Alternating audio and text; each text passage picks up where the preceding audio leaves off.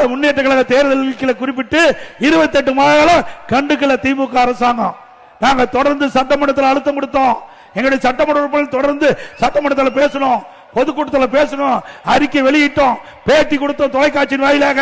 வேற வழி இல்லாம திராவிட முன்னேற்ற கழக தலைவர் இன்றைய முதலமைச்சர் ஸ்டாலின் அவர்கள் பெண்களுக்கு, நம்முடைய மகளிருக்கு, குடும்ப தலைவிக்கு 1000 ரூபாய் மாதந்தோறும் கொடுத்தாங்க.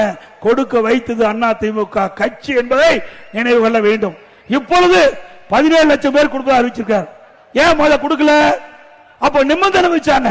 இப்ப நிபந்தனையை தளர்த்தி 17 லட்சம் பேருக்கு இன்றைக்கு அந்த உரிமை தொகை கொடுப்பதாக சொல்லி இருக்கிறாங்க. இதுல இருந்து என்ன தெரியுது? இன்னும் 5 மாசம் தான் கொடுக்க முடியும். திமுக ஆட்சியுடைய ஆயுள் காலம் 5 மாசம் தான். அதுக்கு பிறகு திமுக ஆட்சிக்கே வர முடியாது. அவ்வளவு ஊழல் செஞ்சிருக்கிறாங்க. ஆக 55 மாத காலம் அந்த மக்களுக்கு கிடைக்கல. இப்ப நிபந்தனை தளர்த்தி கொடுக்கிறீங்களே 17 லட்சம் பேருக்கு, அப்பொழுது நிபந்தனையை தளர்த்தி கொடுக்கப்பட்டிருந்தால் அவருக்கு 32 மாதம், அவர்களுக்கும் மாதந்தோறும் 1000 ரூபாய் கிடைச்சிருக்கும். இந்த குடும்ப தலைவிகளுடைய கஷ்டத்தை பார்த்து கொடுக்கல.